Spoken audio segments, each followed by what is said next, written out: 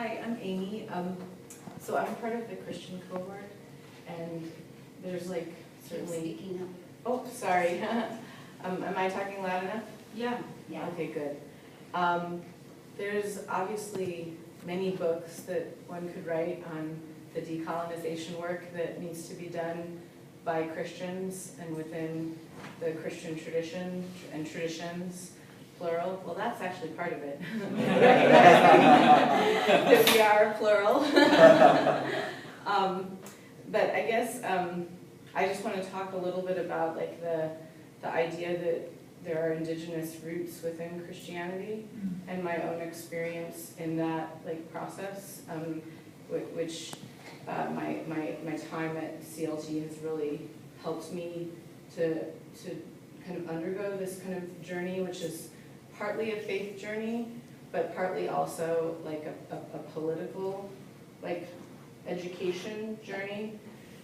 So I mean, everybody's familiar with the, you know, or maybe not, but the argument that most Christian traditions, and actually probably many traditions in other faiths, you know, have roots in indigenous or what we might call pagan practices. And some Christians try to just avoid that, and other Christians like hate on it.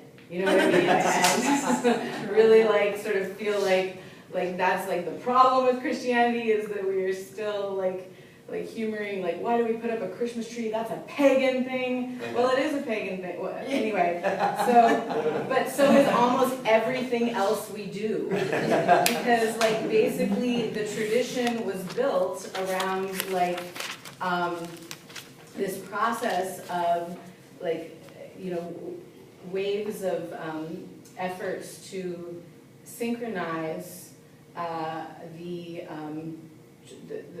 message of Jesus with like the practices that were going on in various communities, and that I don't think that intention is wrong from its origin, but I think it ended up doing a number of harmful things, kind of almost on both ends of things. Like it kind of appropriated, you know, those traditions and kind of brought them into like this project, this Christian done project. And then it also kind of taught us Christians now and through the years this idea that we're not connected to, you know, like, you know, to those traditions, right? Kind of erase them. That's the way of putting it, right? So unerasing that history is, for me, a part of my kind of decolonization journey. And at the Community of Living Traditions, we do a lot of work with the calendars in the different traditions. We because we have different calendars, right? Literally, you know.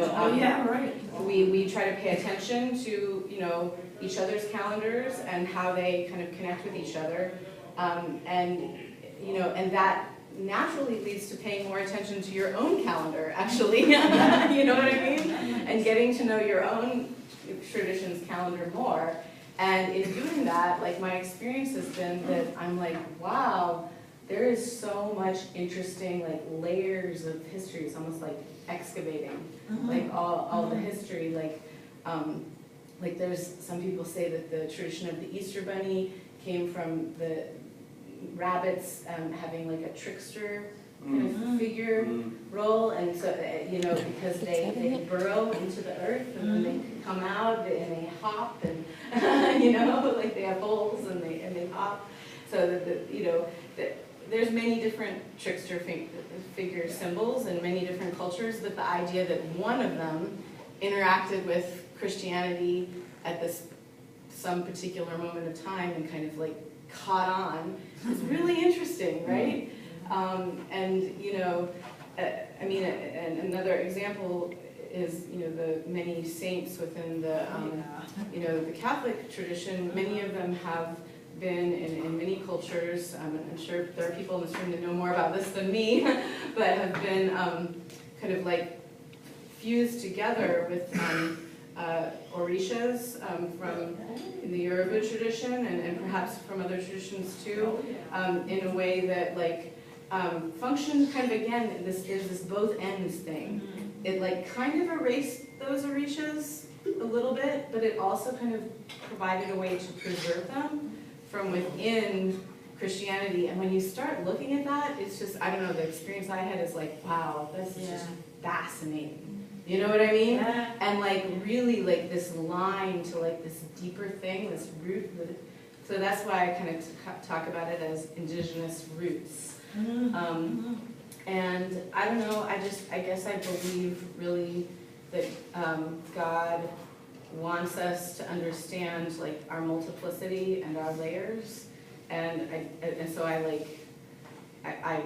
I've been like, it's been really beautiful for me to do this work, but it also does like, you know, it puts me kind of in a countercultural role to a lot of people within Christianity who kind of still like are like, you know, well that's paganism.